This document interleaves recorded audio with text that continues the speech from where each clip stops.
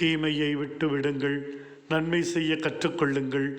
தெய்வமே, பாவத்தை வெறுத்து விடும் பொழுதுதான் நன்மை செய்யவும் நல்ல வாழ்க்கை வாழவும் முடிகிறது. தாவீது அரசர் விபச்சார தீமையை விட்டார், நன்மையான இறைவனின் பேரன்புக்குரியவரானார். சக்கேயு தன் ஏமாற்று வாழ்வை என்றும் தீமையை விட்டார், அவர் ஆண்டவரை பற்றி கொண்டார்.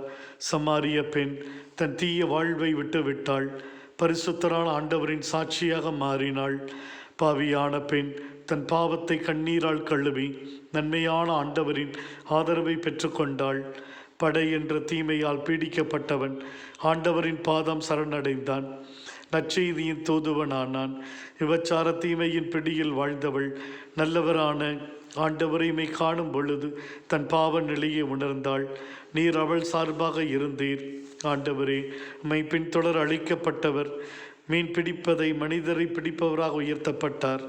பேதுரு ஆனால் அவர் மறுதளித்து தீமை செய்த பொழுது அவரின் மனஸ்தாப கண்ணீர் மறுவாழ்வின் நன்மை நிறைந்த வாழ்வை கொடுத்தீரே.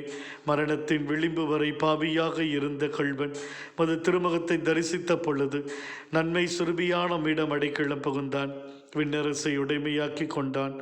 தெய்வமே, எங்களிலும் பல தீமைகள் பாவச் சூழல்கள் உள்ளன, எங்களையும் நீர் ஈழ்க்கின்றீர். உமது அன்பிலே இணைந்திருக்க வரம் தாரும்.